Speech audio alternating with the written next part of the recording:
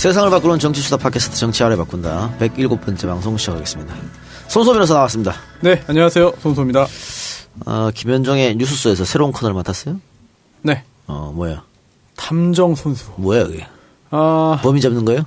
제가 어떻게 잡습니까? 저는 잡힌 사람 풀어주는 게 역할이고.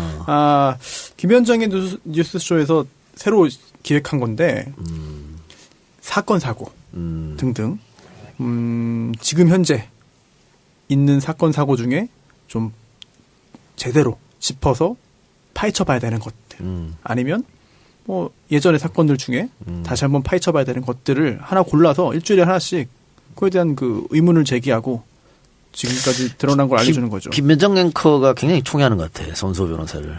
그보다 그 CP님이 계십니다. 네. 예, 손금필 PD님이라고. 네. 그분이 저를 좀 혈연의 얽매인 관계네. 그런데 혈연과 학연이 있네요. 생각해보니까. 학연도 같아요? 네, 학연도 있습니다. 고대 출신이에요? 네. 네. 정치 알바 들어요, 그분들?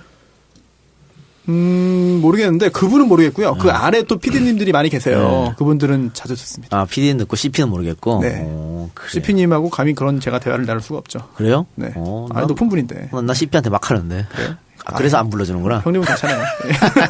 높으니까. 네. 정청래원 나오셨습니다. 네, 여러분 안녕하십니까. 이 시대의 참 뜨거운 남자 정청래입니다. 요즘 언론에서 뭐 공기업 사장 교체 관련해갖고 정청래 이름이 많이 언급했다는데 왜요?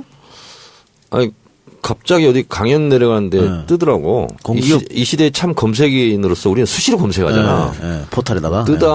뜨자마자 바로 기분 나쁘다, 불쾌하다. 이런데 내 이름을 올리지 마라. 뭐 하마평 이런 걸 언론에 썼는 거죠? 네, 그리고 뭐 중간 제목으로 달았더라고. 나는 전혀 모르는 일이고 그리고 뭐 그러면서 그런 거였어요. 뭐 박근혜 정권 때 공기업 사장들 뭐 낙하산으로 막 내리고 지금 막 자진 사퇴한 사람 있는데 뭐 어쩌고 하면서 뭐 코레일 뭐 사장 어쩌고 막 이러면서 올랐던 거야. 그래서 코레일? 내가 코레일 뭐 하필이면 그때 코레일 KTX를 타고 있어가지고 더 기분 나쁘더라고. 그래서 바로 내리라고 김송희한테 시켰지. 그랬더니 바로 내렸어요. 네. 만약에 진짜 코리아도 안 갈 거예요? 안 가요. 마사회? 임명직인데? 마사회? 그러니까 코레일 사장을 선출직으로 전환하면 뭐 그럴 수도 있는 거지. 근데 우리는 임명직은 안 하거든. 마사회. 현명관 회장이 있었죠? 네, 있었죠. 다 뭐 박근혜 친위 부대지. 네. 그래요. 하여튼 뭐 정 의원님은 수차례 안 간다 그랬으니까 안 가는 걸로 하고요. 근데 그래도 저는 좋은 자리 있으면 갔으면 좋겠어요. 안 간다는데 뭐 그래. 그래도 좋은 자리가 없어요. 그래요? 네. 정치 알바가 제일 좋지 뭐. 그렇습니다. 아주 편안하고 안락해. 안락하기까지. 네. 그래요. 자, 대통령이 지금 휴가 중입니다. 하루 좀 늦었죠? 뭐 북한 미사일 발사 이런저런 이유로. 근데 대통령 휴가를 또 시비 거는 사람들도 있더라고. 이 와중에 그 휴가를 왜 가냐? 라든가 조선일보에서는 아니 취임 2달밖에 안 됐는데 휴가 가는 거 이거 불법 아니야? 뭐 이런 기사도 나오고 했던데. 근데 뭔 일이 있을 때 아무 일도 하지 않으면서 지하 벙커에 가서 군복 입고 있는 MB가 더 이상하지 않았어요? 그러니까. 선글라스. 네, 선글라스 끼고. 아니 사실은 북한이 이렇게 미사일 발사했다고 대통령이 예정돼 있는 휴가 취소하고 오히려 청와대 벙커 내려가 있으면 더 불안할 것 같아 국민들이. 그렇죠. 외국에서도 이상한 눈으로 쳐다볼 것 정말 같고. 뭔가 터지는 거 아닌가 그렇죠. 그런 생각하게 되죠. 사재기 또 하고. 예전에 금강산 관광이 잠깐 위태로운 적이 있었어요. 2006년 10월 9일 날 북한의 1차 핵실험 때. 그래서 이거는 대미용이기 때문에 남북 관계에 크게 지장이 없다. 그럼요. 그래서 저하고 당시 임종인 의원 그리고 그때 민주노동당 이영순 의원 셋이요 금강산 관광 갔어요. 우리 이렇게 다녀도 아무 문제 없다 이렇게. 그러니까 우리는 대통령 휴가 가는 걸 너무 타치하는 것 같아요. 예를 들면 외국 같으면요, 보통 4주씩 갑니다. 여름 휴가 대통령이. 오바마도 그랬죠. 그리고 조지 부시는 8년 동안 890일인가 870일 갔어요. 휴가를. 1년에 100일씩 휴가를 떠난 거야. 프랑스는요 휴가 2달이야. 일반 직장인들도. 그러니까. 네. 그러고 가고 좀 이상해. 또 외국 정상들은 외국으로 또 휴가를 가더라고요. 근데 만약에 문재인 대통령이 뭐 일본으로 휴가를 간다든가 뭐 발리로 간다면 또 난리 날 걸 그걸로. 괌으로 갔으면 좋겠네. 괌으로? 투어이브. 사이판도 있잖아요. 투어이브랑 이렇게 계약해가지고. 네. 그래요. 하여튼 뭐 대통령 휴가 가지고는 타치할 필요 없고. 아침에 일어나 보니까 네. 다음 뭐 네이버 포털에 일면에 사진으로 그 휴가 간 장면이 오대산인가? 나오더라고요. 오대산. 네. 그 상원사 가는 길이 있거든요. 네. 저도 갔는데 되게 아주 길이 좋습니다. 근데 여러 가지 사진 중에서 또 아이하고 이렇게 앉아가지고 쭈그리 앉아가지고 눈 맞추는 사진. 그 사진을 또 제가 포토제닉으로 제가 뽑았죠. 친절한 대통령. 이런 대통령을 우리가 원했다. 그러면서 국민과 낮은 자세로 눈높이를 맞추는 대통령. 네. 참 보기 좋다. 베리 굿. 소조 변호사는 휴가 네. 없다 그랬죠? 휴가가 뭐 특별히 없습니다. 네. 정청래원. 저는 뭐 365일이 휴가입니다. 백수기 때문에. 네. 그래요. 휴가 얘기 나왔으니까 안가 휴가가 8월 10일부터 20일까지입니다. 안가 그 사이 오지 마세요. 그리고 8월 그때 안 가야 돼서는 안 가야 되겠네. 예, 오지 마시고 8월 14일부터 안가인 각종 방송들 방송 안 됩니다. 직원들이 다 쉬시기 때문에 방송이 안 돼요. 그러니까 정 알바도 그 주 한 해 쉬겠습니다. 언제 쉬는 거죠 그러면? 8월 15일 강복절 되겠네요. 아 그래요? 네. 아 그렇구나. 네, 강복절날 쉬니까 착오 없으시기 바랍니다. 그리고 그 문재인 대통령 휴가 관련해서 아니 그 취임한 지 얼마 안 됐는데 휴가를 왜 가냐 그런 규정 위반이다라는 지적이 있었나요 실제로? 조선을 그렇게 썼다니까. 근데 이 공무원이 문재인 대통령이 지금 공무원 처음 하는 게 아니에요. 그 전에도 공무원 했습니다. 청와대도 근무했고 이것까지 합산해서 하는 것이기 때문에 규정 위반이 아니죠. 시비 걸기예요. 네. 공무원 국가공무원 복무규정 보면은 15일에 연가 일수가 나옵니다. 네. 그래요. 자, 그러면 광고 듣고 와서 107회 방송 본격적으로 시작하겠습니다. 기분 좋다고 쏜 3차 술값 20만 원. 택시에서 떨어뜨린 핸드폰 액정 수리비 15만 원. 내 옆 나란히 누워있는 피카츄 인형 5개. 문자 목록에서 발견한 옛 여친에게 보낸 문자. 자니? 그렇게 싫어한 건 아니었는데 전화는 왜 한 거지 김 부장한테? 술친구만 먹었어도. 후회하지 않게 후회할 일 없게 살아서 집까지 술친굼. 재구매율과 후기가 좋은 술친굼을 지금 네이버에서 검색하세요. 버섯 요리 전문점 버섯클럽. 여기에서 황제 샤브를 택배로 판매합니다. 황제 샤브는 신선한 야채와 버섯 그리고 주인장의 특별한 된장 육수를 사용하여 아직까지 어디에서도 느껴보지 못한 구수한 샤브를 드리는 제품입니다. 얼큰한 국물을 좋아하시는 분들은 함께 동봉된 청양고춧가루를 넣어 드시면 술안주로도 끝내줍니다. 8가지 신선한 버섯과 해물과 가마복고, 어묵을 같이 드시고 마지막으로 수제비까지 즐기실 수가 있습니다. 가격은 5만원에 무료 배송입니다. 연락처는 152-3945 152-3945입니다. 버섯 요리 전문점의 버섯클럽 황제샤브 택배 판매였습니다.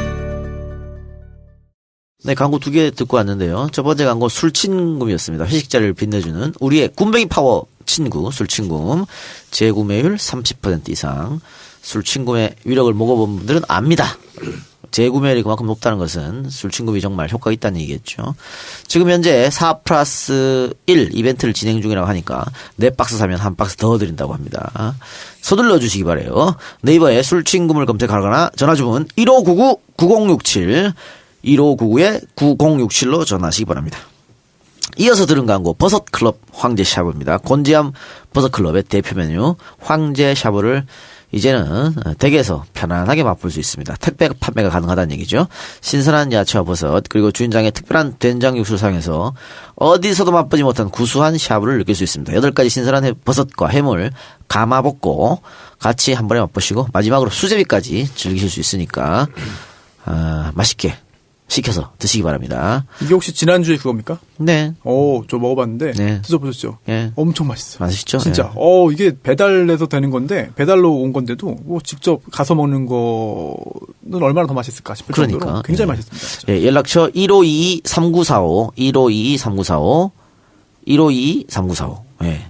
네이버에 곤지암 버섯클럽을 검색하셔도 찾을 수가 있습니다. 광고는 거기까지 하고 네, 자 본격적으로 이야기 한번 해볼까요? 좀 북한의 미사일 이야기를 먼저 꺼내지 않을 수 없습니다. 북한이 ICBM 미사일 실험에 나서서 안보 위기가 고조되고 있고 일본 뭐 근처에 떨어졌다 그래서 일본도 지금 난리가 났고요. 이 ICBM 미사일은 결국은 미국을 개정한 거 아니냐 이렇게 해서 또 미국 본토에서도 지금 난리가 난 그런 상황입니다. 뭐 우리나라도 당연히 이 문제 때문에 대통령이 휴가를 하루 늦게 가기도 하고 또 NSC를 또 긴급 소집하고 그렇게 했었죠. 자 일단 북한이 왜 또 도발을 나섰을까? 어떻게 보십니까?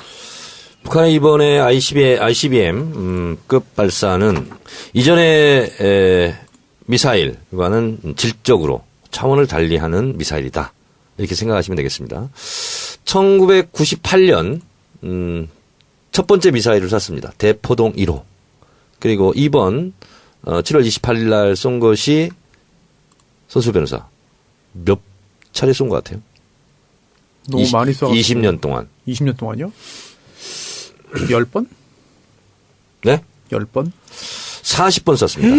이번이 이제 40번째고요. 그리고 핵실험은 5번 했고요. 네. 근데 이전까지는 차원을 달리 한다는 것이 ICBM 대륙간 탄도미사일 급이 이번에 드디어 된 거예요.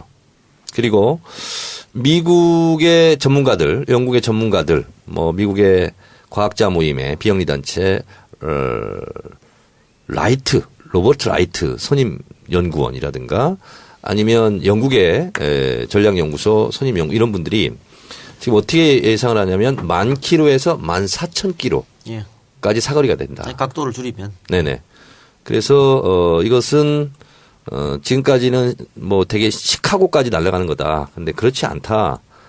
뉴욕, 워싱턴 DC까지 날아갈 수 있는 거리다. 이렇기 때문에 미국으로서는 상당히 좀 전략을 수정할 수밖에 없는 네. 그런 상황으로 간 거죠. 대표적인 미국의 전략통이라고 하는 로버트 게이츠 전 국방장관이라고 있어요. 손수빈아 들어보셨어요? 아니요. 이분이 미국 역사상 최초로 공화당 행정부, 민주당 행정부에서 동시에 국방부 장관을 한 사람이에요. 미국 역사상 처음으로. 언제라고 하셨죠? 조지 부시 대통령, 그 다음에 오바마 행정부. 연임을 했어요. 그리고 이분이 CIA 국장 출신이에요. 국방부 장관이요? 네. 근데 럼즈펠트 아닌가? 럼즈펠트. 그 후임이죠, 그러니까. 후임. 후임인데 4년 7개월을 했습니다. 그리고 6명의 대통령을 모셨다고 합니다. 이분이. 근데 이분이 뭐라고 얘기했냐면 이제 미국의 전략을 완전히 바꿔야 된다. 그리고 뭐라고 얘기했냐면 북한의 핵이 10개 내지 20개 있다는 것을 일단 인정하고 그러니까 핵 보유국을 인정하자는 거예요. 그 상태에서 협상을 해야 된다. 그리고 중국의 역할론, 책임론 이것을 이제 강조하는 거예요. 물론 그 다음에 중요하지 않은 내용으로 그래도 안 되면 더 강한 압박을 해야 된다. 이런 이제 단서를 달긴 했지만 이분이 이렇게 주장하고 나섰고 그 다음에 미국의 갈루치라고 기억나죠? 예. 전 미 국무 차관보 갈루치 그리고 윌리엄 페리 전 국방장관 기억나시죠? 네. 이분도 같은 주장을 하고 있습니다. 그리고 중국의 왕이 부장 기억나죠? 예. 네, 생각나죠? 지금도 있잖아요. 네, 왕이 부장. 왕이 부장도 실제로 같은 선상에서 얘기하고 있는데 제가 뒤에 얘기했던 이분 그 갈루치, 윌리엄 페리, 왕이 이 세 사람이 주장하는 것은 이겁니다. 중국 왕이 부장은 쌍중단. 쌍중단이라 하면 뭐냐면 북한도 핵 활동을 중단하고 그리고 한미 연합 군사 훈련 있잖아요. 그것도 중단해라. 그래야 대화의 분위기가 조성된다. 이렇게 주장했고요. 그다음에 갈루치하고 윌리엄 펠리는 영어 발음을 제가 쉽게 할 테니까 잘 들어보세요. 네. Suspension for suspension. 이건 뭐냐면 동결 대 동결. 같은 얘기예요. 쌍중단이랑. 그래서 한미 연합 훈련을 동결하고 그리고 북한 핵 활동도 동결하자. 네. 그리고 그 상태에서 테이블에 앉자. 이렇게 주장을 하고 있습니다. 하나의 그 주장하는 걸 또 제가 이야기 해드리면 이 미국 사람이 왜 이렇게 어려워? 누구요? 제이 레프코비츠. 제이 레프코비츠. 네. 전 미국 북한 인권 특사인데 뉴욕 타임즈에 기고를 해서 하나의 한국 론 버려야 된다 미국이. 그래서 군사행동으로 북핵 해결 못하기 때문에 평양 정권을 붕괴시킨 거예요. 붕괴시키는 것이 현실적 대안이다. 지금까지 미국의 전략은 다 잘못됐다. 중국과 손잡고 정권을 교체해야 된다. 이런 주장을 펼쳤어요. 거의 정신 나간 주장이죠. 그렇죠. 우리로서는 절대 받아들일 수 없는 얘기죠. 어떻게 헨리 키신저 제일 유명한 사람이죠. 네. 우리가 알고 있는 그분도 좀 그런 좀 약간 좀 동떨어진 얘기를 좋게 얘기해서 했는데 그러니까 친중 정권을 북한에 세워야 되는 얘기예요. 전혀 불가능한 얘기죠. 네. 그러니까 분단 영구화. 네, 그렇죠, 그거죠. 근데 지금 미국이 이렇게 나오는 거는 어쨌든 이 ICBM이 거의 성공했다고 미국도 보는 거잖아요. 그렇습니다. 북한의 ICBM. 자, 그러면 이제 어떤 상황이 되냐면 손수업이라서 잘 들어보세요. 핵이 북한이 많겠어요? 중국이 많겠어요? 아니, 중국이 많죠. 그렇죠? 네. 중국과 러시아가 핵이 많아요. 네. 근데 미국과 이러저런 정치적 협약이나 협상을 가지고 거기는 좀 안전한 국가라고 생각하는 거야. 네. 근데 북한이 드디어 핵도 10개에서 20개를 가진 상태에서 그걸 운반할 수 있는 대륙간 탄도미사일까지 성공을 한 거야. 미국 본토가 당장 위협적이에요. 그러면 이것을 그냥 강 건너 불구경할 수가 없어요.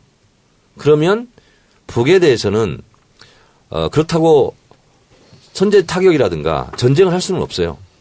왜냐하면 지난번 영변 핵시설 예. 선제 타격론이 나왔을 때 결국은 하려다 못한 게 있어요. 그 이유는 뭐냐면 주한 미군이 여기 있고 그리고 미국 사람들이 미국 국적 주민들이 여기 있잖아요.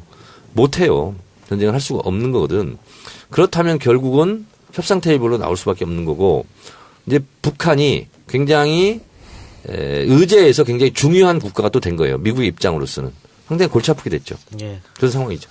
그런데 앞으로 또 북한이 핵실험을 할 가능성도 있습니다. 그러니까 소형화 장착해서 그럴 가능성도 있어 보이는데 어쨌든 이번에 ICBM을 발사해서 그 문재인 정부에서 사실은 ICBM 북한이 발사하기 전날 일반 환경 영향 평가 실시한다. 사드에 대해서 이렇게 했거든요. 근데 이제 ICBM 발사하니까 뒤집어 버렸습니다. 임시 배치하겠다. 이렇게 해서 또 논란이 지금 되고 있는 실정이다. 이게 대해서는 어떻게 생각하세요? 이게 이제 소위 말하는 안보 딜레마거든요. 예. 이렇게 생각하시면 됩니다. 북한은 40번째 지금 미사일을 발사했는데 98년도에서 20년 동안 40번인데 2017년 올해 12번 집중했어요. 그리고 처음에는 단거리, 그다음에 중거리, 지금은 이제 장거리 이렇게 발전해 왔거든요. 그래서 저는 지금 5차 핵실험까지 했지 않습니까? 1년 전에 했는데 저는 핵실험 가능성, 6차 핵실험 가능성이 있고 그리고 대륙간 탄도미사일 ICBM을 또 발사할 가능성이 더 높다고 봐요. 그래서 긴장을 최고조로 올린 다음에 미국이 어쩔 수 없이 그럼 대화하자. 이렇게 이제 나오는 것을 저는 북한은 노리고 있다. 이렇게 보고 저는 조만간 그런 게 있을 거라고 보는데 이런 상황에서 문재인 대통령이 새벽 1시에 즉각 NSC 국가안전보장회의 소집한 것이 굉장히 잘했고요. 그리고 행동 대 행동의 원칙으로 그렇게 한 것은 잘한 거예요. 근데 여기서 이제 딜레마가 있는 거예요. 로버트 게이츠 전 국방장관이 주장하는 대로 중국의 책임론, 중국의 역할론을 지금 주장하고 있잖아요. 그러면 중국을 화나게 하면 되겠어요? 안 되겠어요? 화나게 하면 안 되잖아요. 근데 사드를 배치한다는 것은 중국으로서는 굉장히 화나는 일이에요. 그래서 중국 공산당 기관지 인민일보의 자매지 환구시부에서 이미 완전히 지금 뭐 들고 일어났어요. 지금 규탄하고. 그런 상태라는 걸 문재인 대통령이 모를 리가 없죠. 그러나 사드 배치를 긴급하게 했어요. 이것이 잘했다 잘못했다를 떠나서 우리는 미국과 함께 간다. 이런 시그널을 보낸 거예요. 그래서 어쨌든 중국과 손을 잡고 이 문제를 해결한다기보다는 일단 한미 동맹을 강화하고 그러면서 후폭풍이 좀 있을 수는 있겠지만 어쨌든 우리는 미국하고 같이 간다. 이것을 보여주기 위해서 뭐 성주 대책위 분들은 지금 반발하고 있고 좀 청와대 시위도 하고 있고 정의당도 비판까지 했는데 그걸 이제 무릅쓰고 이제 한 거거든요. 그래서 그 부분은 결과가 좋으면 나중에 다 좋은 건데 지금은 찬반 양론이 있는 건 사실이에요. 그러니까 저는 지금 임시 배치라고 얘기를 하고 있지만 환경 영향 평가랑 같이 하겠다는 건지 어떤 건지 잘 모르겠고 결국은 임시 배치까지 얘기해서 추가 배치했을 때는 사드는 문제는 이제 끝났다고 봅니다. 네. 완전 배치 이제 결정만 남았지 이걸 다시 뺀다는 건 있을 수 없는 일이라고. 자, 그러니까 이제 이런 거죠. 이제 안보 제가 딜레마라고 얘기했잖아요. 사실 지금 한반도 전체 우리 대한민국이 딜레마에 빠진 거거든요. 미국은 중국 보고 역할하라고 그러고 중국이 책임지라고 그러면서 중국이 반대하는 일을 좀 하고 있잖아요. 이 딜레마인 거예요. 자, 그런데 이 미국이 지금 전략을 잘못 짜는 것 같아요. 중국 보고 북한 핵 문제를 해결해라 하는 것은 중국과 미국은 지금 경쟁 상대거든요. 근데 경쟁 상대를 도울 리가 있겠습니까, 중국이? 그런 거고. 그런 면이 하나 지금 미국이 좀 잘못 계산하는 거고. 또 하나는 북한 자체가 중국 말을 듣지 않습니다. 옛날 60년대 보면 미소 등거리 외교라는 게 있어요. 자기 국익에 맞게 소련에 붙었다. 중국에 붙었다. 중소, 등거리 외교를 했거든요. 지금도 마찬가지거든요.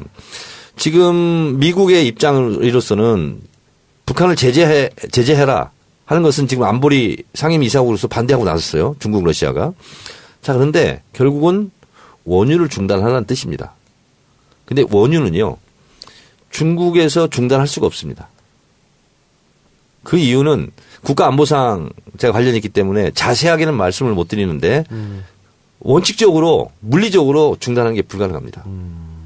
그런 문제가 있다. 네, 그런 문제가 하나 있고 또 하나는 러시아 쪽으로 원유 수입을 확대했습니다. 다변화.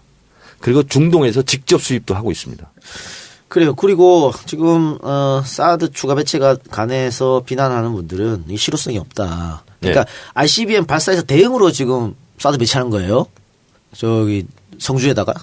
그런데 북한이 ICBM 쐈다고 성주에서 그걸 맞출 수도 없는 노릇이거든. 그러니까 그 대응적으로 한다는 게 말이 안 되는 거야. 그리고 우리가 야당일 때 계속 사드 무용론 주장한 것은 이게 확인되지 않은 무기다. 성능이 입증되지 않은 무기다. 그걸 계속 이야기를 했는데 환경영향평가를 그냥 실시하면서 이거 사드는 사드대로 환경영향평가 끝나고 또 그때 가서 논하면 될 텐데 왜 지금 이렇게 임시배치라는 단어를 써가지고 결국은 다시 빠꾸할 수 없는 시기를 만들어놨냐 이런 비난이거든요. 그러니까 뭐냐면 북한의 ICBM 미사일을 사드로 막을 수 없다. 이것은 뭐 우리 진보 진영에서 갖고 있는 인식입니다. 예.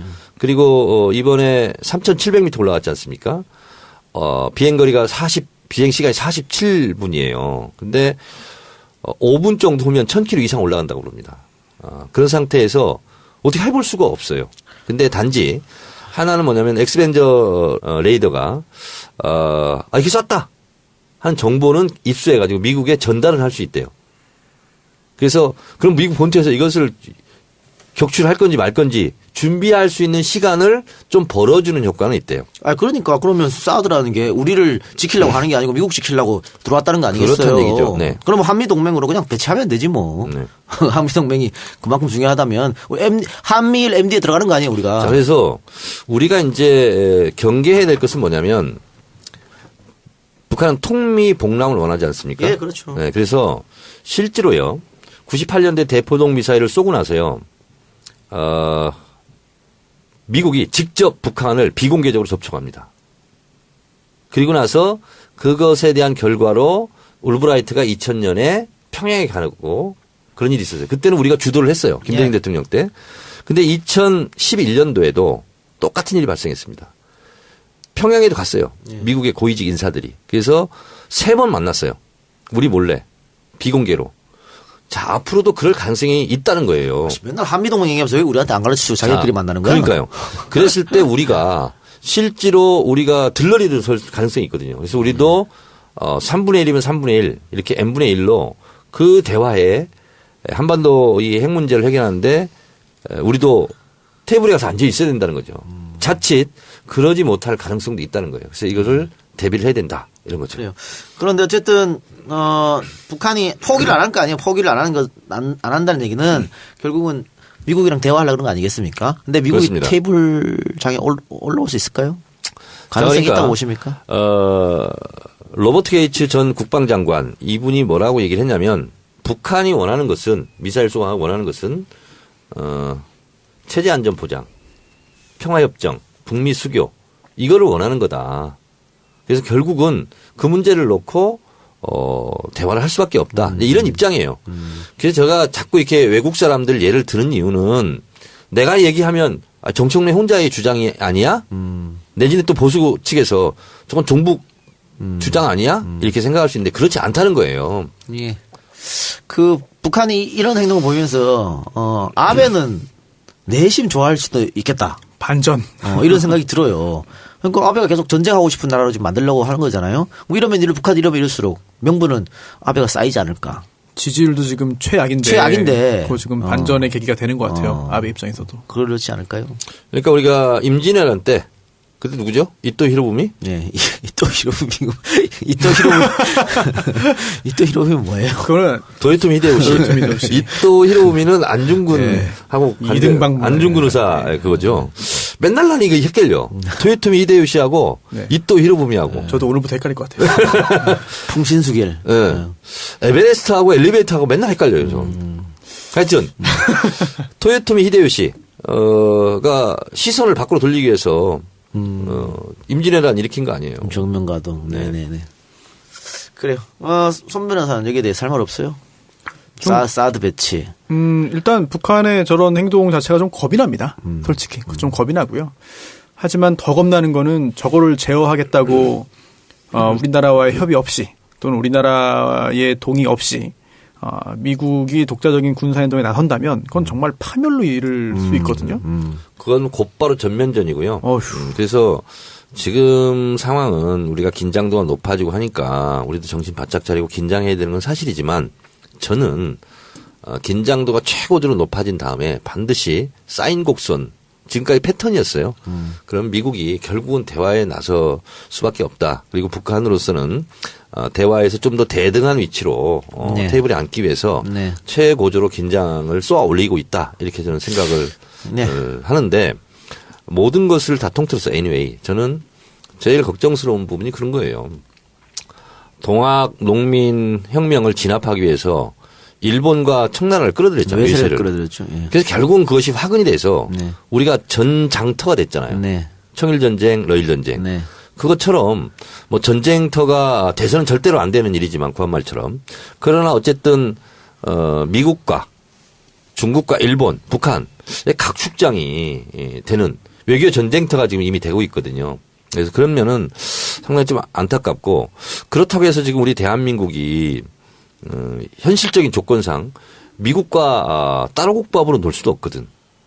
근데 또 중국으로부터는 상당한 제재와 또 압박을 우리가 또 직접 몸으로 받는 거잖아요. 예. 이게 이제 안보 딜레마인데 당분간은 좀 숨고르기 하면서 좀 시간을 좀 지켜보는 것이 좀 필요하겠다 이런 생각이 들고 이런 상황 속에서 무슨 뭐 원점 타격이니 되지도 않는 현실적으로 불가능한 선제 타격이니 내지는 뭐 북한 김정은 제거 작전이라든지 이런 것은 작전. 뭐 이런 것은 전혀 국익에 도움이 되지 않아요.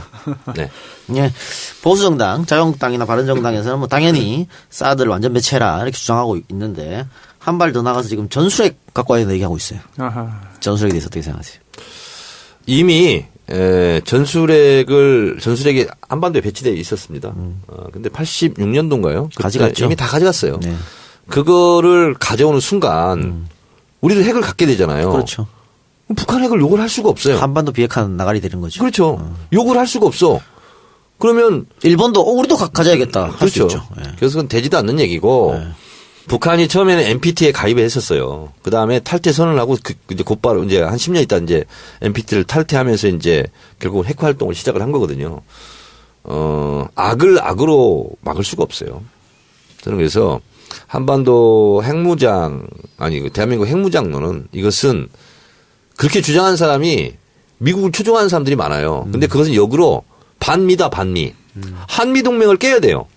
우리가 핵을 갖는다는 것은 NPT를 우리가 탈퇴해야 돼. 그렇죠. 그리고 한미 원자력 협정을 깨야 돼요. 즉 한미 원자력 협정에 의해서 우리 원전이 있잖아요. 그 찌꺼기들 있잖아요.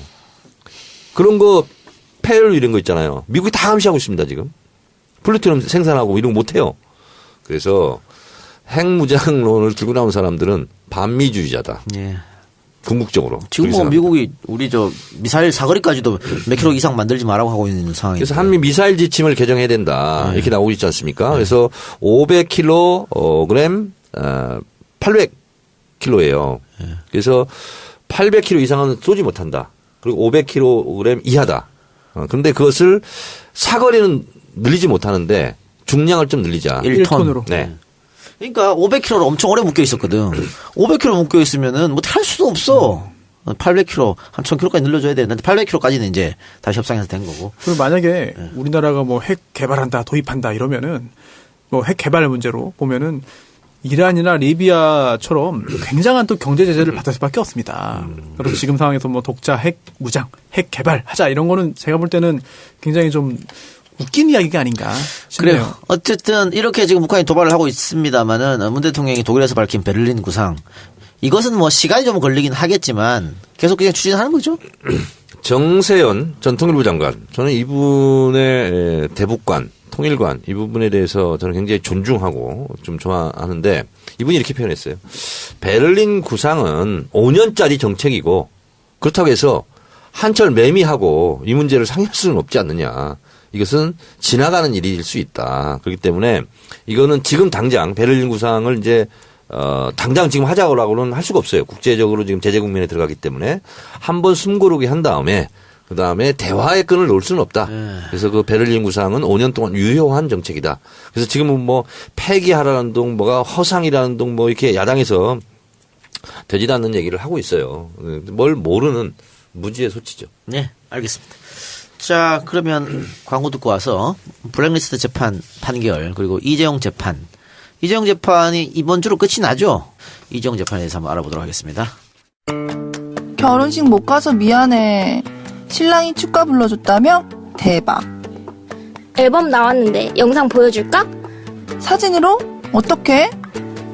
아직도 모르니? 픽처 플레이. 멈춰있는 사진을 플레이하라. 픽처 플레이. 웨딩 촬영, 데이트 스냅, 돌사진 등 소중한 순간의 영상을 픽처 플레이 앨범으로 남기세요. 휴대폰 앱 실행 후 사진을 인식시키면 그날의 영상이 한눈에. 언제 어디서든 추억을 플레이하실 수 있습니다. 이제 사진을 찍고 앨범에 담고 픽처 플레이하세요. 문의 전화는 010-2229-0345. 네이버에 픽처 플레이를 검색하세요. 찍고 담고 픽플. 픽처 플레이. 예, 픽처 플레이 광고 들으셨습니다. 앨범에 있는 사진을 스마트폰의 앱으로 비추면 사진과 연관된 동영상이 바로 플레이되는 어플리케이션인데요. 결혼식이나 아이들 성장 앨범 만들 때 동영상 촬영할 때 따로 뭐 DVD나 USB로 보관하지 마시고 스마트폰으로 보관하시면서 바로바로 볼 수 있으니 상당히 편리합니다. 네이버 검색창에 픽처 플레이 또는 www.pictureplay.co.kr 픽처플레이.co.kr 홈페이지 접속하시면 샘플 영상도 보실 수 있습니다. 문의 전화 010-2229-0345고요. 웨딩홀이나 스튜디오 분들과 업무 연계도 가능하고 업무 제휴 가능하니까 많은 관심 부탁드립니다. 그리고 팟캐스트 광고 기념으로 여러 가지 할인 행사, 후기 이벤트도 진행하고 있습니다. 특히 정치 알바 듣고 문의한다, 정치 알바 듣고 예약한다 말씀하시면 다양한 혜택도 받으실 수 있다고 합니다. 네. 그 정현님 결혼하실 때 그 비디오 이렇게 찍었습니까? 네, 찍었습니다. 그거 어디 있어요 지금 보관? 집에 있는데 한 번 틀어보고 20년 동안 한 번도 안 틀어본 것 같은데. 그 VHS 테이프로 뭐 그렇죠. 그걸로 그렇죠. 네. 근데 그게 시간 지나면 막 지직거리고. 눈 오고. 그렇죠. 눈 오고. 뭐 영화 끝나고 자막 올라가는 것처럼 되고. 근데 요즘 또 비디오 플레이기가 거의 집에 잘 없으니까. 네. 그렇죠. 근데 요거 픽처 플레이는 스마트폰으로 다시 재생해서 볼 수 있으니까. 그거를? 그러니까 그 앨범 사진 찍은 거를 갖다 대면 쓱 활동 사진으로 이렇게. 저 푸켓에 신혼여행 갔었어요. 푸켓. 네, 신혼여행을 갔던 거기서 또 비디오 촬영을 좀 했죠. 역시 안 보죠. 응? 안 봐요. 네. 근데 요즘 사람들 다 봐요. 그때 깜짝 놀랐네, 내가. 네, 왜요? 이제 그때는 이제 외국에 별로 나가본 적도 없고 막 그렇잖아요. 예. 그래서 이제 한건 이제 막 무리를 해가지고 푸켓까지 갔는데 그 해변에서 있잖아. 예. 상의 탈의한 여성분이 막 돌아다니는 거야. 내가 깜짝 놀래가지고 우리 집 사람한테 줘보라고. 누드비치예요? 그런지도 모르겠어요. 하여튼. 그냥 막 눈이 동그래져가지고 우리 집 사람한테 막 오라고 했더니 촌스럽게 왜 그러냐고 막 엄청 핀잔 먹었네. 가만히 있으라고. 네. 그 제천의 손수호 여사 누드 펜션. 네. 해결 잘 됐어요?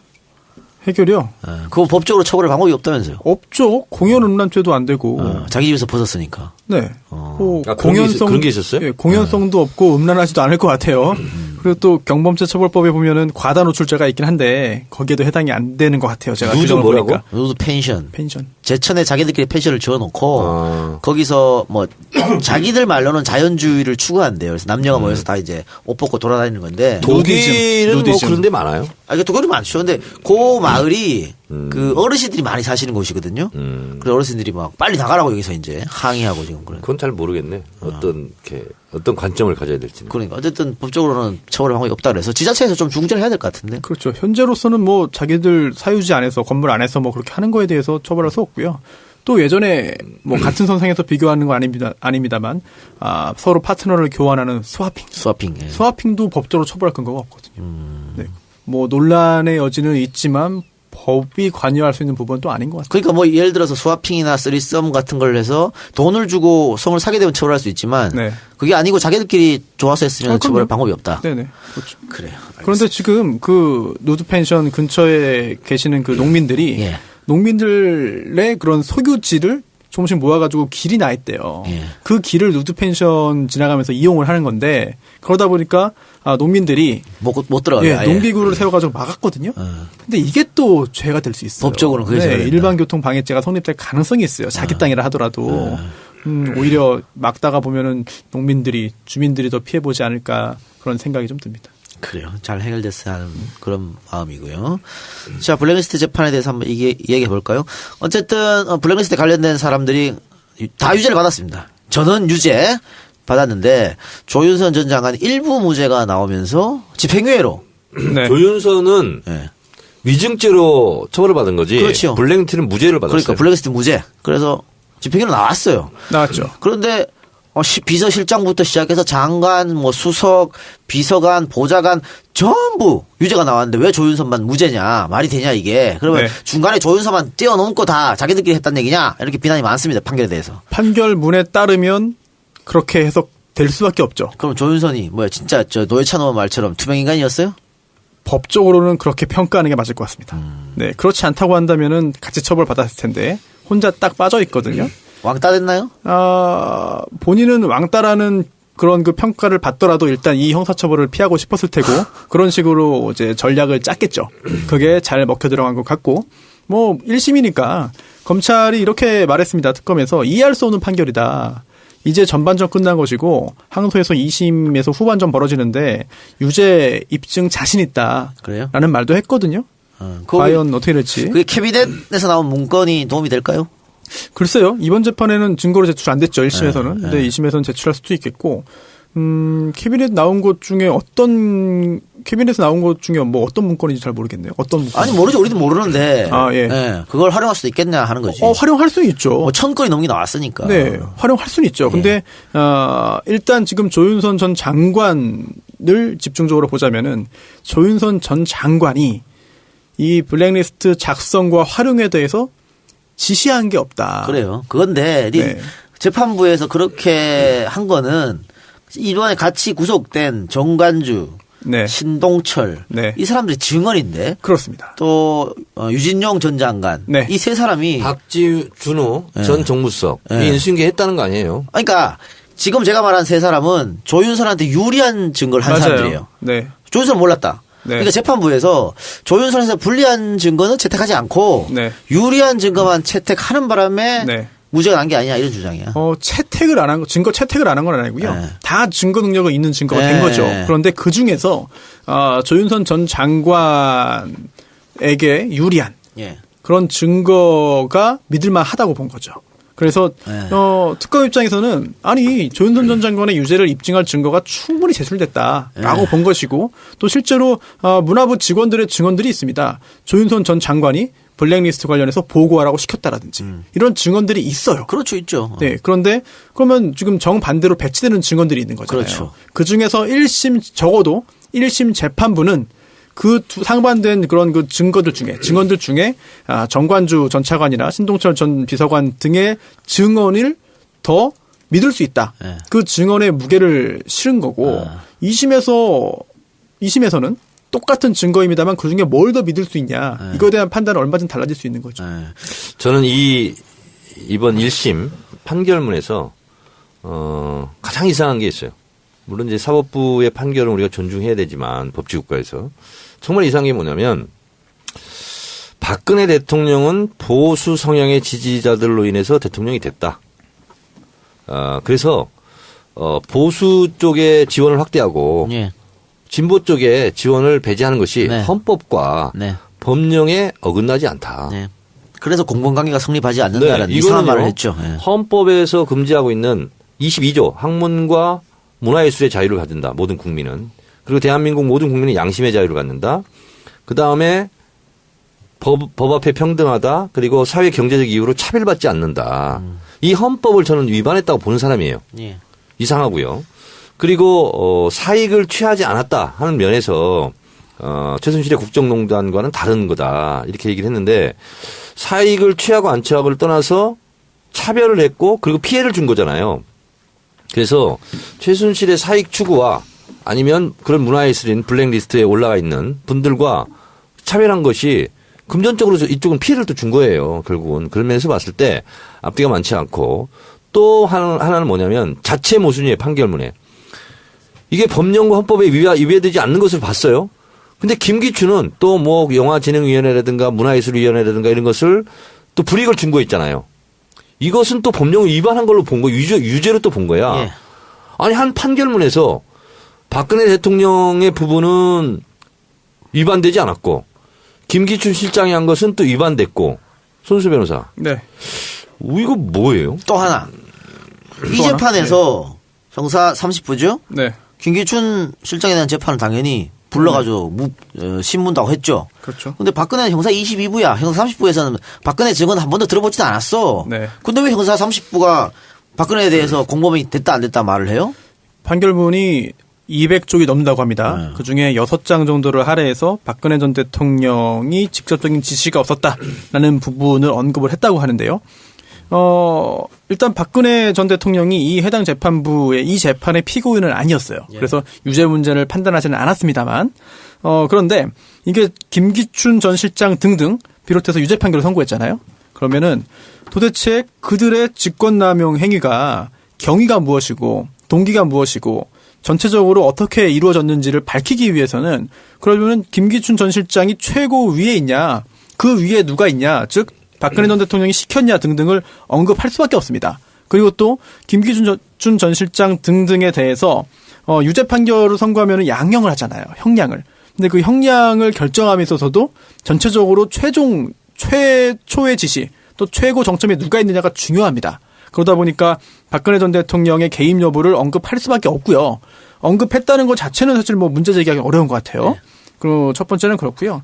또 두 번째로 아까 정 의원님께서 헌법 위반이다 말씀하셨는데 저도 헌법 위반으로 보입니다. 그런데 이 재판은 형사재판이기 때문에 헌법 위반지 여부를 본격적으로 다투는 재판은 아니고요. 또 두 번째로. 근데 왜 언급을 해, 판결문에? 네?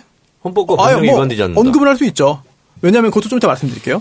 그리고 기타 그 부당하게 지원해서 배제된 사람들이 손해봤다 했는데 그럼 민사소송에서 해야 되는 거예요. 그래서 여기서는 사실 그것도 핵심은 아니고 그렇다면은 지금 박근혜 전 대통령에 대한 재판은 아니지만 아까 또 한 가지 또 의문 제기하신 게 이게 김기춘 전 실장은 왜 똑같은 행동을 했는데 유죄라고 하고 또 박근혜 전 대통령은 잘못이 없다고 하느냐 했는데 그 부분도 이렇게 이해하면 됩니다. 일단 김기춘 전 실장 같은 경우에는 구체적으로 블랙리스트 작성을 지시했다고 본 것이고요. 하지만 박근혜 전 대통령 같은 경우에는 지원 배제를 지시했다는 증거가 없다는 거예요. 즉 지금 박근혜 대통령을 변호하고 네. 나서는 거예요, 지금? 그럴 리가 있겠습니까? 직접적으로 블랙리스트 작성 지시한 증거가 없다, 부족하다라고 본 것이고요. 또 하나 이 부분은 또 이렇게 왜 없어요? 네. 수석 보좌관회의에서 네. 블랙리스트 만든 거 이것은 네. 해야 된다. 네네. 언급하고 두 번이나 언급하잖아요. 그러니까요. 박근혜 대통령이. 예. 그럼 거기에 따라서 비서실장이나 비서들은 움직이는 거예요. 당연합니다. 그걸 지시라고 봐야지. 당연하죠. 저도 그렇게 보는데 이 해당 판결문에 따르면 제가 판결문을 다 보지 못했지만 뭐 관련된 간접적인 정보에 따르면 이런 부분 있잖아요.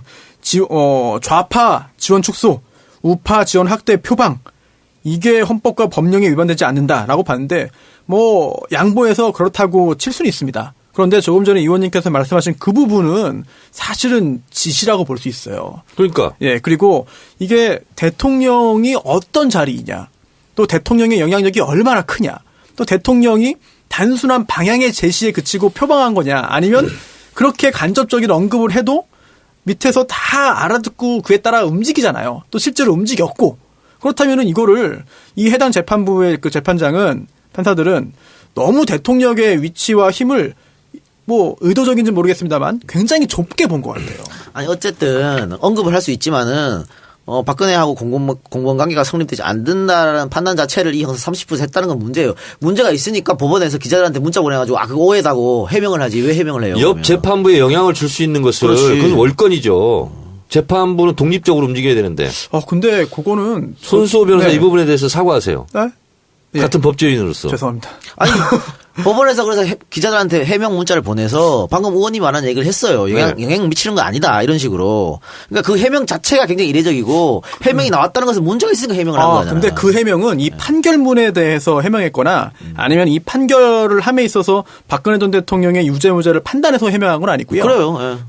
이 판결을 선고하면서 기자들한테 그 설명 자료를 배포합니다. 그러니까. 네, 그 설명 자료에서 특히나 또 그 유죄 무죄 그 부분을 좀 언급했기 때문에 그거에 대한 해명이었죠. 그러니까 이렇게 장황하게 보도자료에 해명하는 것도 굉장히 이례적인 그게 이상한 거죠, 사실. 그게 이상한 거잖아. 네, 그거 자체가 이상한 거죠. 그리고 또 이상한 게 뭐냐면 판결문 내내 있잖아요. 네.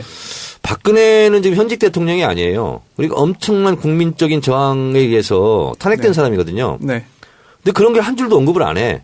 그리고 계속 박근혜 대통령이라고 호칭을 해요. 이게 잘 된 거예요? 아니죠.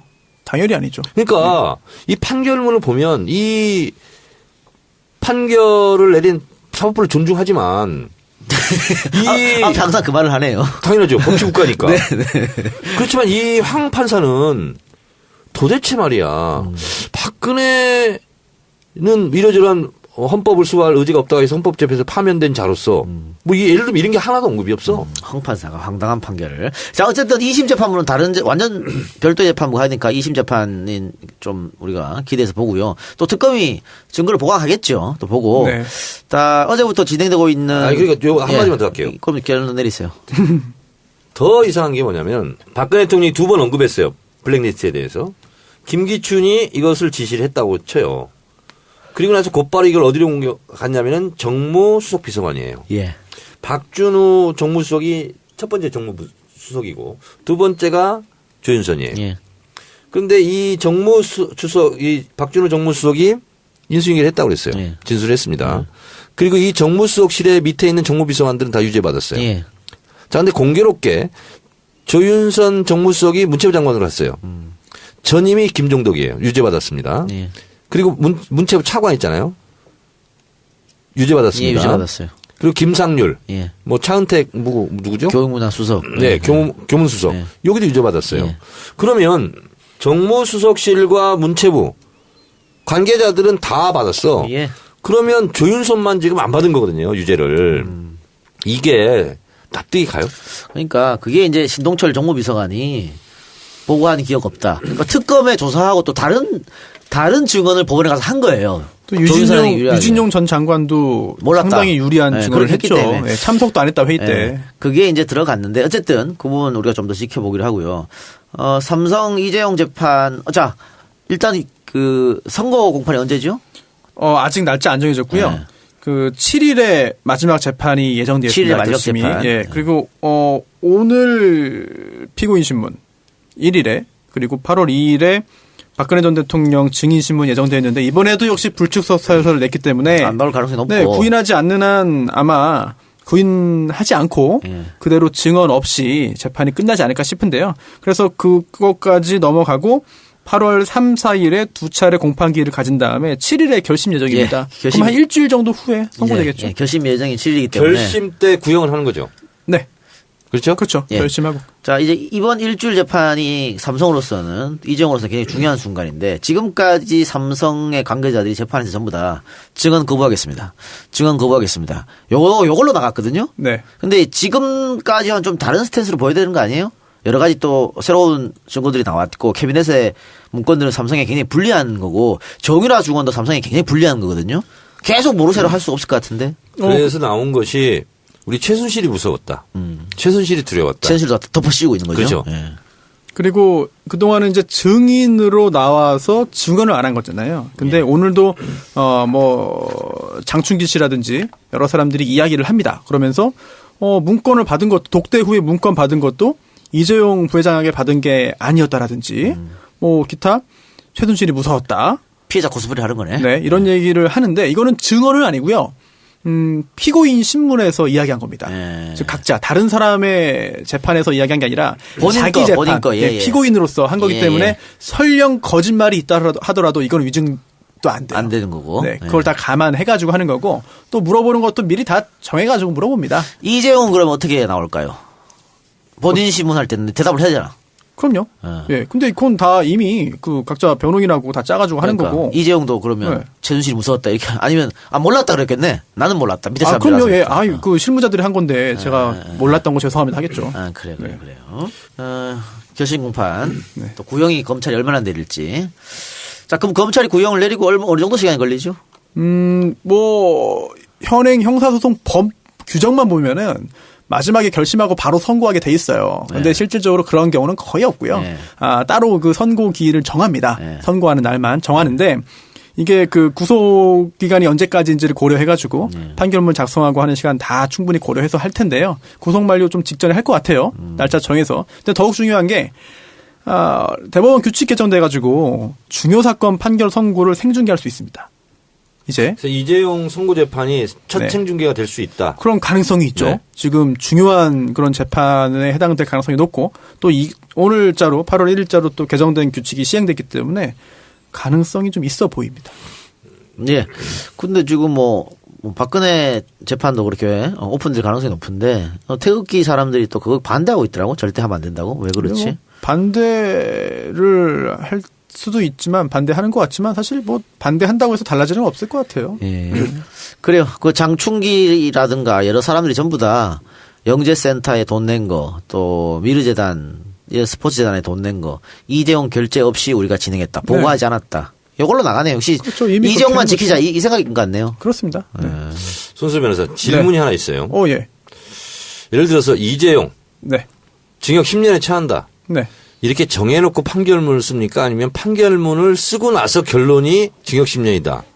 이렇게 내립니까? 제가 판사 해봤나요? 예. 추측해 보세요. 추측이요? 일단 글쎄요. 어려운 추측이네요. 네. 제가 판사라면 징역 10년 마음속으로 결정해놓고 거기에 맞는 근거들을 다 댈 것 같아요. 근데 또 이제 그 양형 기준이 있어가지고 그 가중 요소, 참작 요소 해가지고 다 따져가지고 그 선고형의 범위가 또 나오거든요. 감형 이유는 없어요.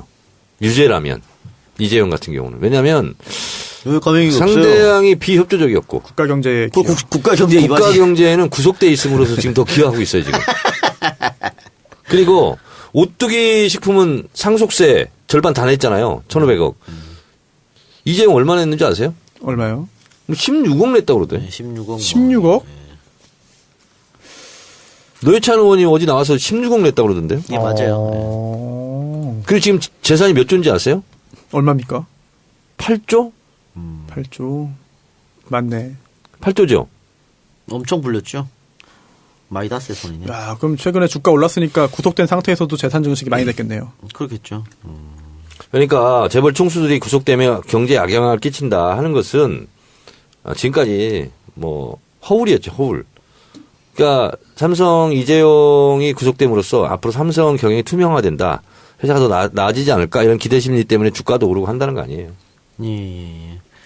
야, 근데 이재용한테 지금 적용된 범죄 혐의가 뇌물 공여, 횡령, 재산 국외 도피, 범죄 수익 은닉, 국회이증. 아유, 맞네요. 5가지네요. 맞네요. 네. 여러 가지가 있을 경우에는 가장 상속법 위반은 없어요? 그건 없습니다. 이게 그 양형위원회의 뇌물범죄 양형 기준이 있네요. 보니까 이재용 부회장 같은 경우에 그 양형위원회의 양형 기준에 따르면 1억 원 이상이기 때문에요. 기본이 징역 2년 6월에서 3년 6월. 감경되면 2년에서 3년. 가중되면 3년에서 5년인데 가중 요소에는 이런 게 있습니다. 업무 관련성이 높은 경우. 적극적인 증거에 적극적으로 줬다는 거죠. 또는 청탁 내용이 불법하거나 부정한 업무 집행과 관련된 경우에 해당될 수 있겠습니다. 그리고 또 피지휘자에 대한 교사 또 해당될 수 있겠죠. 또 반면 감경 요소도 있네요. 심신미약, 농화자, 자수 또는 내부 비리 고발. 그래요. 어쨌든 이게 다 혐의가 인정되면 최대 무기징역입니다. 10년 이상 무징역. 재산 효율 도피가 또 있기 때문에. 네. 그 내용으로 지금 한 300억 가까이 298억인가 278억인가를 특검에서 받기 때문에. 그리고 만일 뭐 10년 이상 안 나오더라도 유죄 판결이 내려지면 삼성의 복귀는 불가능하다. 또 삼성 내부법이 또 있어가지고 불가능하다. 또 이렇게 삼성 내부법이요? 네. 그게 뭐예요? 그러니까 징역형 받으면 취업 제한이 걸립니다.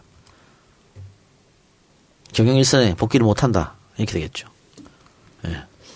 집행유예를 받더라도 향후 2년 동안 삼성전자 포함한 삼성 계열사 임직원을 취업할 수 없다. 이렇게 되어 있습니다.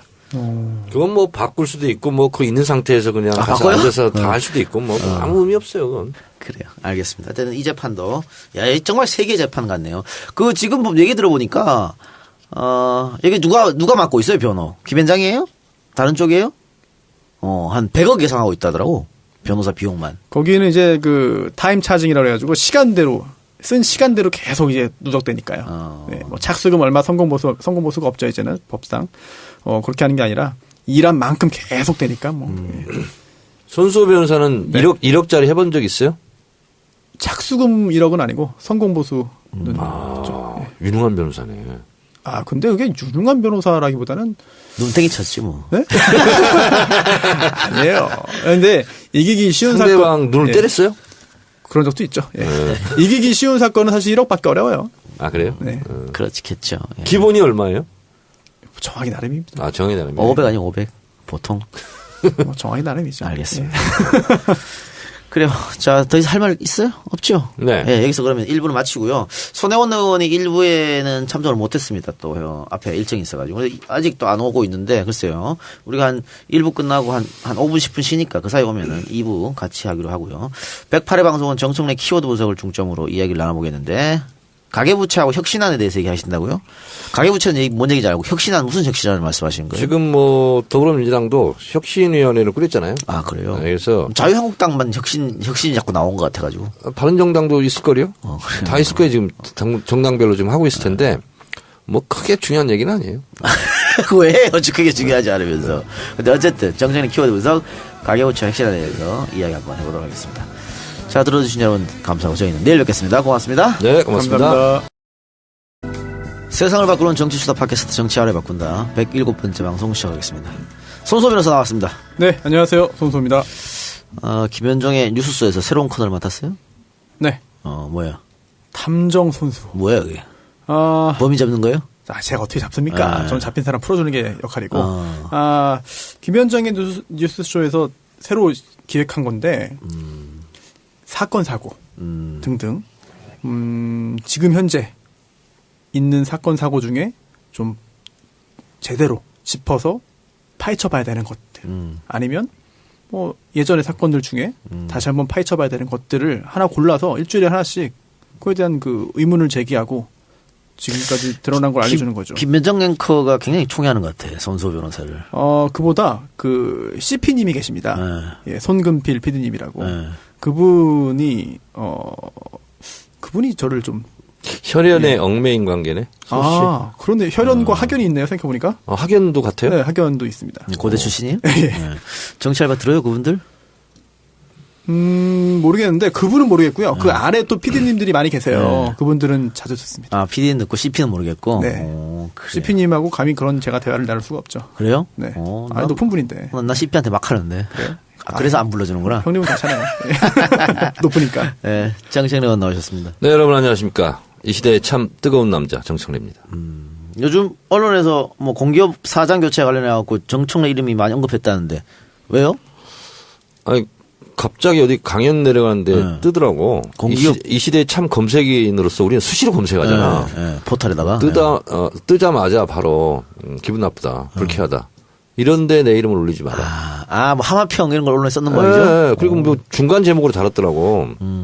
나는 전혀 모르는 일이고 그리고 뭐 그러면서 그런 거였어요. 뭐 박근혜 정권 때 공기업 사장들 뭐 낙하산으로 막 내리고 지금 막 자진 사퇴한 사람 있는데 뭐 어쩌고 하면서 뭐 코레일 뭐 사장 어쩌고 막 이러면서 올랐던 거야. 그래서 코레일? 내가 코레일 뭐 하필이면 그때 코레일 KTX를 타고 있어가지고 더 기분 나쁘더라고. 그래서 바로 내리라고 김성희한테 시켰지. 그랬더니 바로 내렸어요. 네. 만약에 진짜 코리아도 안 갈 거예요? 안 가요. 마사회? 임명직인데? 마사회? 그러니까 코레일 사장을 선출직으로 전환하면 뭐 그럴 수도 있는 거지. 근데 우리는 임명직은 안 하거든. 마사회 현명관 회장이 있었죠? 네, 있었죠. 다 뭐 박근혜 친위 부대지. 네. 네.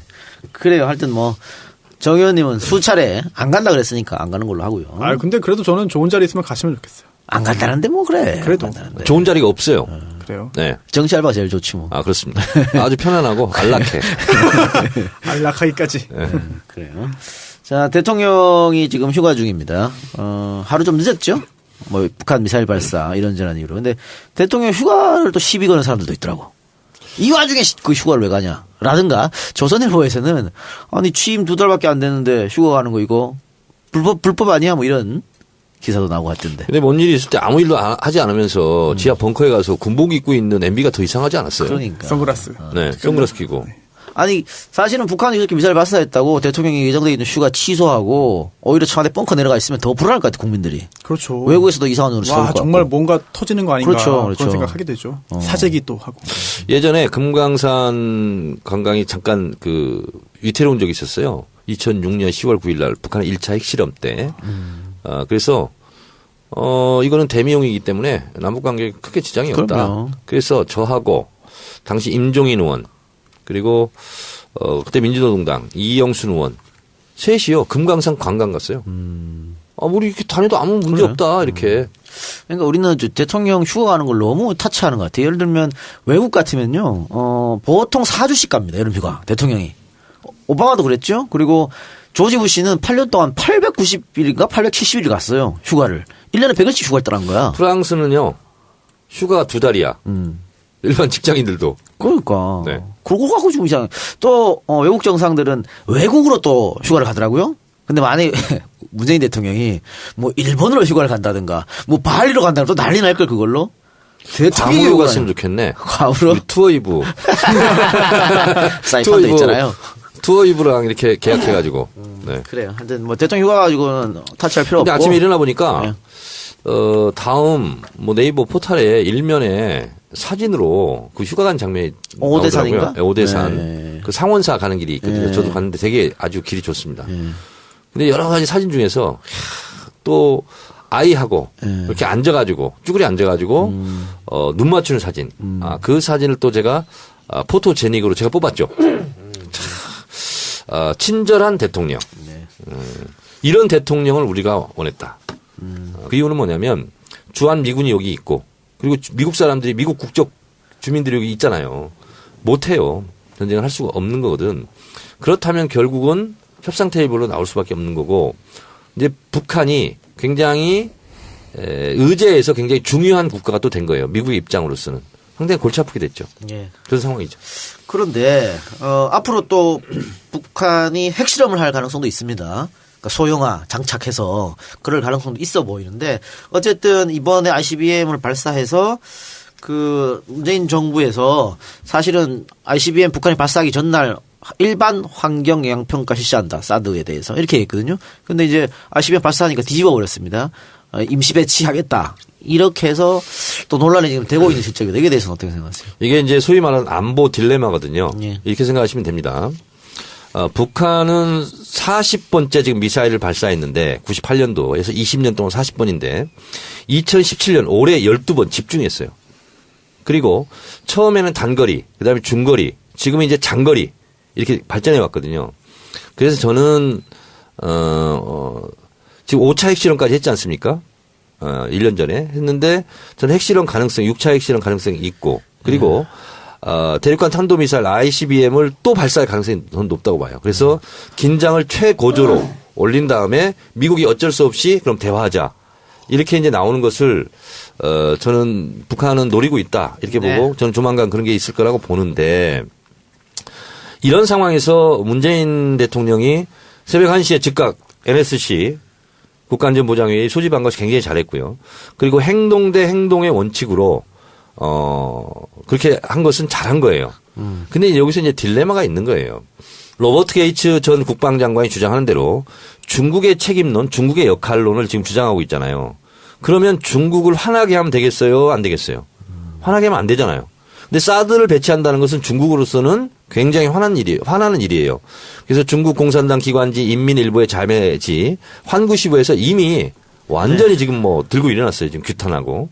그런 상태라는 걸 문재인 대통령이 모를 리가 없죠. 그러나 사드 배치를 긴급하게 했어요. 이것이 잘했다 잘못했다를 떠나서 우리는 미국과 함께 간다. 이런 시그널을 보낸 거예요. 그래서 어쨌든 중국과 손을 잡고 이 문제를 해결한다기보다는 일단 한미 동맹을 강화하고 그러면서 후폭풍이 좀 있을 수는 있겠지만 어쨌든 우리는 미국하고 같이 간다. 이것을 보여주기 위해서 뭐 성주 대책위 분들은 지금 반발하고 있고 좀 청와대 시위도 하고 있고 정의당도 비판까지 했는데 그걸 이제 무릅쓰고 이제 한 거거든요. 그래서 그 부분은 결과가 좋으면 나중에 다 좋은 건데 지금은 찬반 양론이 있는 건 사실이에요. 그러니까 저는 지금 임시 배치라고 얘기를 하고 있지만 환경 영향 평가랑 같이 하겠다는 건지 어떤 건지 잘 모르겠고 결국은 임시 배치까지 얘기해서 추가 배치했을 때는 사드 문제는 이제 끝났다고 봅니다. 예. 완전 배치 이제 결정만 남았지 이걸 다시 뺀다는 건 있을 수 없는 일이라고. 자, 그러니까 이제 이런 거죠. 이제 안보 제가 딜레마라고 얘기했잖아요. 사실 지금 한반도 전체 우리 대한민국이 딜레마에 빠진 거거든요. 미국은 중국 보고 역할하라고 그러고 중국이 책임지라고 그러면서 중국이 반대하는 일을 좀 하고 있잖아요. 이 딜레마인 거예요. 자, 그런데 이 미국이 지금 전략을 잘못 짜는 것 같아요. 중국 보고 북한 핵 문제를 해결해라 하는 것은 중국과 미국은 지금 경쟁 상대거든요. 근데 경쟁 상대를 도울 리가 있겠습니까, 중국이? 그런 거고 그런 면이 하나 지금 미국이 좀 잘못 계산하는 거고 또 하나는 북한 자체가 중국 말을 듣지 않습니다. 옛날 60년대 보면 미소 등거리 외교라는 게 있어요. 자기 국익에 맞게 소련에 붙었다, 중국에 붙었다. 중소, 등거리 외교를 했거든요. 지금도 마찬가지거든요. 지금 미국의 입장으로서는 북한을 제재해라 하는 것은 지금 안보리 상임이사국으로서 반대하고 나섰어요. 중국, 러시아가. 자, 그런데 결국은 원유를 중단하라는 뜻입니다. 근데 원유는요, 중국에서 중단할 수가 없습니다. 그 이유는 국가안보상 제가 관련이 있기 때문에 자세하게는 말씀을 못 드리는데 원칙적으로 물리적으로 중단하는 게 불가능합니다. 그런 문제가 있다. 예, 그런 문제 하나 있고 또 하나는 러시아 쪽으로 원유 수입을 확대했습니다. 다변화. 그리고 중동에서 직접 수입도 하고 있습니다. 그래요. 그리고 지금 사드 추가 배치가 관해서 비난하는 분들은 이 실효성이 없다. 그러니까 ICBM 발사해서 대응으로 지금 사드 배치하는 거예요. 저기 성주에다가. 그런데 북한이 ICBM 쐈다고 성주에서 그걸 맞출 수도 없는 노릇이거든. 그러니까 그 대응적으로 한다는 게 말이 안 되는 거야. 그리고 우리가 야당일 때 계속 사드 무용론 주장한 것은 이게 확인되지 않은 무기다. 성능이 입증되지 않은 무기다. 그걸 계속 이야기를 했는데 환경영향평가를 그냥 실시하면서 이거 사드는 사드대로 환경영향평가 끝나고 또 그때 가서 논하면 될 텐데 왜 지금 이렇게 임시배치라는 단어를 써가지고 결국은 너무 많이 써가지고 20년 동안. 20년 동안요? 10번? 네? 10번? 40번 썼습니다. 이번이 이제 40번째고요. 그리고 핵실험은 5번 했고요. 네. 근데 이전까지는 차원을 달리 한다는 것이 ICBM 대륙간 탄도미사일 급이 이번에 드디어 된 거예요. 그리고 미국의 전문가들, 영국의 전문가들, 뭐 미국의 과학자 모임의 비영리 단체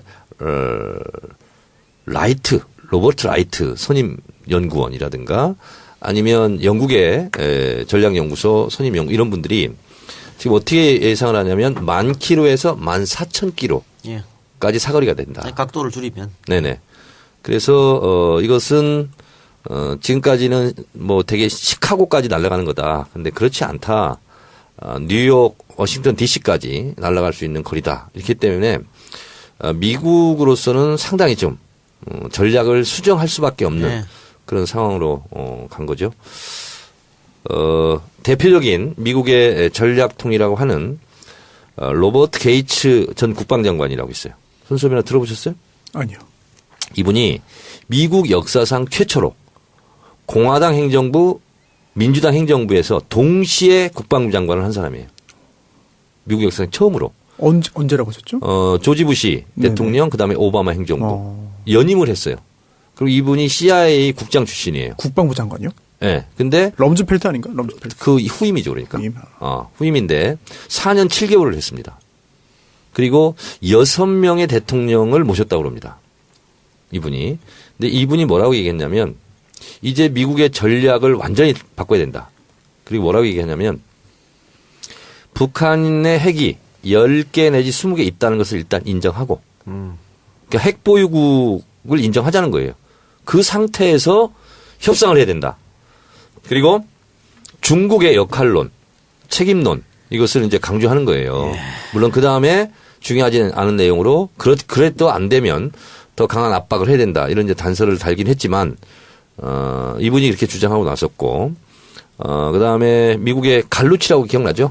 전 미 국무 차관보 갈루치 그리고 윌리엄 페리 전 국방장관 기억나시죠? 네. 이분도 같은 주장을 하고 있습니다. 그리고 중국의 왕이 부장 기억나죠? 네. 기억나죠? 지금도 있잖아요. 네, 왕이 부장. 왕이 부장도 실제로 같은 선상에서 얘기하고 있는데 제가 뒤에 얘기했던 이분 그 갈루치, 윌리엄 페리, 왕이 이 세 사람이 주장하는 것은 이겁니다. 중국 왕이 부장은 쌍중단. 쌍중단이라 하면 뭐냐면 북한도 핵 활동을 중단하고 그리고 한미 연합 군사 훈련 있잖아요. 그것도 중단해라. 그래야 대화의 분위기가 조성된다. 이렇게 주장했고요. 그다음에 갈루치하고 윌리엄 펠리는 영어 발음을 제가 쉽게 할 테니까 잘 들어보세요. 네. Suspension for suspension. 이건 뭐냐면 동결 대 동결. 같은 얘기예요. 쌍중단이랑. 그래서 한미 연합 훈련을 동결하고 그리고 북한 핵 활동도 동결하자. 그리고 그 상태에서 테이블에 앉자. 이렇게 주장을 하고 있습니다. 하나의 그 주장하는 걸 또 제가 이야기 해드리면 이 미국 사람이 왜 이렇게 어려워? 누구요? 제이 레프코비츠. 네. 전 미국 북한 인권 특사인데 뉴욕 타임즈에 기고를 해서 하나의 한국론 버려야 된다 미국이. 그래서 군사 행동으로 북핵 해결 못하기 때문에 평양 정권을 붕괴시킨 거예요. 붕괴시키는 것이 현실적 대안이다. 지금까지 미국의 전략은 다 잘못됐다. 중국과 손잡고 정권을 교체해야 된다. 이런 주장을 펼쳤어요. 거의 정신 나간 주장이죠. 그렇죠. 우리로서는 절대 받아들일 수 없는 얘기죠. 어떻게 헨리 키신저 제일 유명한 사람이죠. 네. 우리가 알고 있는 그분도 좀 그런 좀 약간 좀 동떨어진 얘기를 좋게 얘기해서 했는데 그러니까 친중 정권을 북한에 세워야 되는 얘기예요. 전혀 불가능한 얘기죠. 네. 그러니까 분단 영구화. 네, 그렇죠, 그거죠. 근데 지금 미국이 이렇게 나오는 거는 어쨌든 이 ICBM이 거의 성공했다고 미국도 보는 거잖아요. 그렇습니다. 북한의 ICBM. 자, 그러면 이제 어떤 상황이 되냐면 손수빈에서 잘 들어보세요. 핵이 북한이 많겠어요? 중국이 많겠어요? 중국이 많죠. 그렇죠? 네. 중국과 러시아가 핵이 많아요. 네. 근데 미국과 이러저런 정치적 협약이나 협상을 가지고 거기는 좀 안전한 국가라고 생각하는 거야. 네.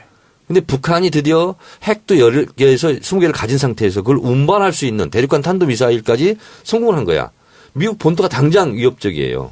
그러면 이것을 그냥 강 건너 불구경할 수가 없어요. 그러면 북에 대해서는 그렇다고 선제 타격이라든가 전쟁을 할 수는 없어요.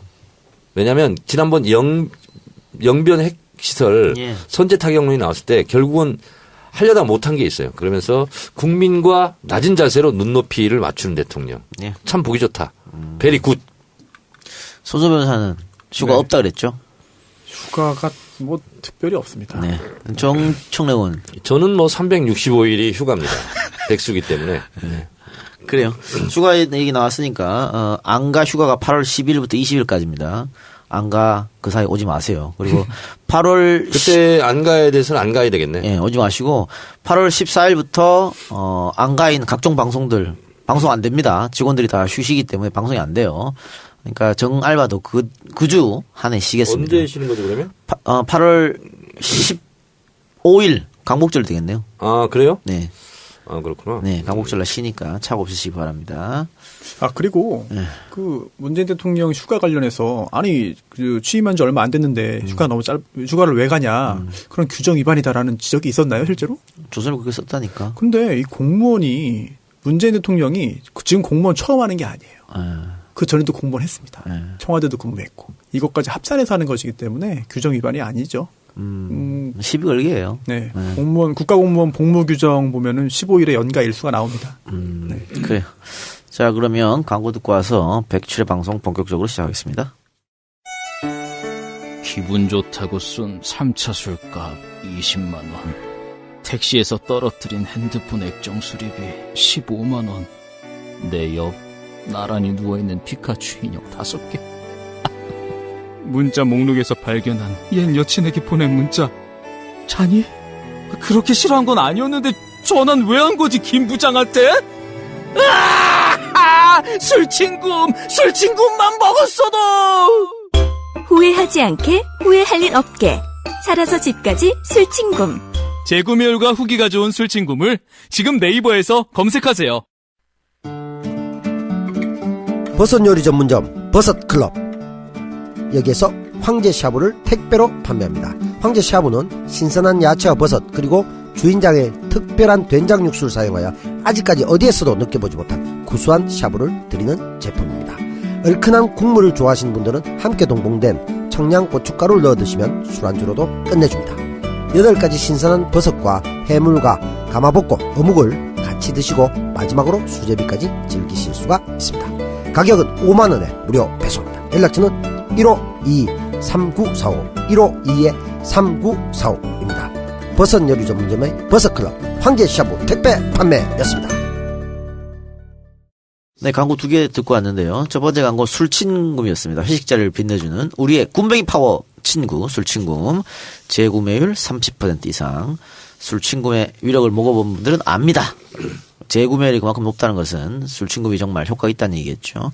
지금 현재 4+1 이벤트를 진행 중이라고 하니까 4박스 사면 1박스 더 드린다고 합니다.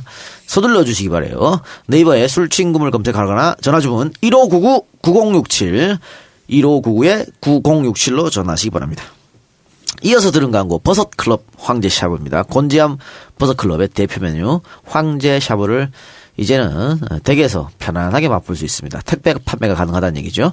신선한 야채와 버섯 그리고 주인장의 특별한 된장 육수를 사용해서 어디서도 맛보지 못한 구수한 샤브를 느낄 수 있습니다. 8가지 신선한 버섯과 해물, 가마복고 같이 한 번에 맛보시고 마지막으로 수제비까지 즐기실 수 있으니까 맛있게 시켜서 드시기 바랍니다. 이게 혹시 지난주에 그겁니까? 네. 저 먹어봤는데 네. 드셔보셨죠? 네. 엄청 맛있어요. 맛있죠? 진짜. 네. 이게 배달해서 되는 건데 배달로 온 건데도 직접 가서 먹는 거는 얼마나 더 맛있을까 싶을 정도로 굉장히 맛있습니다. 진짜. 예, 연락처 1522-3945 1522-3945 1522-3945 예. 네이버에 곤지암 버섯클럽을 검색하셔도 찾을 수가 있습니다. 광고는 거기까지 하고 네, 자 본격적으로 이야기 한번 해볼까요? 좀 북한의 미사일 이야기를 먼저 꺼내지 않을 수 없습니다. 북한이 ICBM 미사일 실험에 나서서 안보 위기가 고조되고 있고 일본 근처에 떨어졌다 그래서 일본도 지금 난리가 났고요. 이 ICBM 미사일은 결국은 미국을 개장한 거 아니냐 이렇게 해서 또 미국 본토에서도 지금 난리가 난 그런 상황입니다. 우리나라도 당연히 이 문제 때문에 대통령이 휴가를 하루 늦게 가기도 하고 또 NSC를 또 긴급 소집하고 그렇게 했었죠. 자 일단 북한이 왜 또 도발을 나섰을까? 어떻게 보십니까? 북한의 이번에 ICBM 급 발사는 이전의 미사일과는 질적으로 차원을 달리하는 미사일이다. 이렇게 생각하시면 되겠습니다. 1998년 첫 번째 미사일을 쐈습니다. 대포동 1호. 그리고 이번 7월 28일 날 쏜 것이 선수 변호사 몇 차례 쏜 것 같아요? 다시 빠꾸할 수 없는 시점 만들어라냐 이런 비난이거든요. 그러니까 뭐냐면 북한의 ICBM 미사일을 사드로 막을 수 없다. 이것은 우리 진보 진영에서 다 갖고 있는 인식입니다. 예. 그리고 이번에 3,700m 올라갔지 않습니까? 비행거리가 비행 시간이 47분이에요. 근데 5분 정도 후면 1,000km 이상 올라간다고 그럽니다. 그런 상태에서 어떻게 해볼 수가 없어요. 근데 단지 하나는 뭐냐면 엑스벤저 레이더가 이렇게 쐈다 한 정보는 입수해가지고 미국에 전달을 할 수 있대요. 그래서 그럼 미국 본토에서 이것을 격추할 건지 말 건지 준비할 수 있는 시간을 좀 벌어주는 효과는 있대요.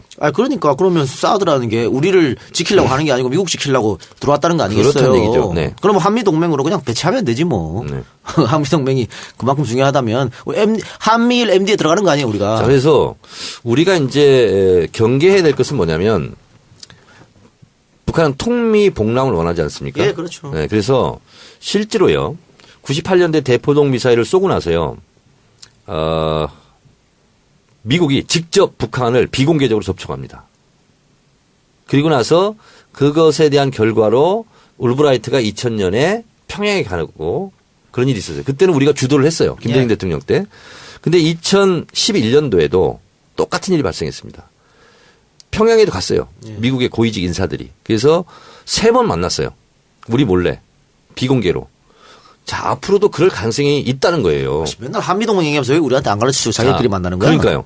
그랬을 때 우리가 실제로 우리가 들러리를 설 가능성이 있거든요. 그래서 우리도 3분의 1이면 3분의 1 이렇게 n분의 1로 그 대화에 한반도 이 핵 문제를 해결하는데 우리도 테이블에 가서 앉아 있어야 된다는 거죠. 자칫 그러지 못할 가능성도 있다는 거예요. 그래서 이거를 대비를 해야 된다. 이런 거죠. 그래요. 그런데 어쨌든 북한이 포기를 안 할 거 아니에요. 포기를 안 하는 거 안 한다는 얘기는 결국은 미국이랑 대화하려고 그런 거 아니겠습니까? 근데 미국이 그렇습니다. 테이블장에 올라올 수 있을까요? 가능성이 그러니까, 있다고 보십니까? 로버트 게이츠 전 국방장관 이분이 뭐라고 얘기를 했냐면 북한이 원하는 것은 미사일 쏘아 원하는 것은 체제 안전 보장, 평화협정, 북미 수교 이거를 원하는 거다. 그래서 결국은 그 문제를 놓고 대화를 할 수밖에 없다. 이런 입장이에요. 그래서 제가 자꾸 이렇게 외국 사람들 예를 드는 이유는 내가 얘기하면 정청래 혼자의 주장이 아니야?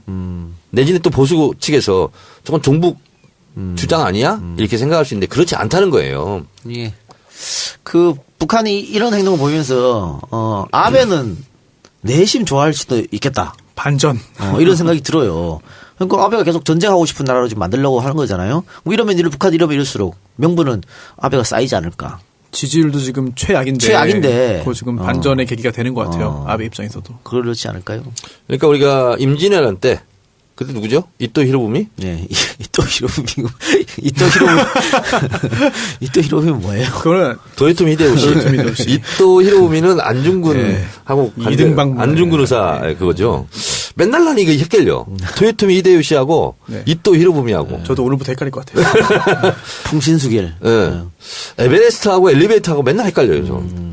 하여튼 도요토미 히데요시가 시선을 밖으로 돌리기 위해서 임진왜란 일으킨 거 아니에요. 정면가동. 네네네.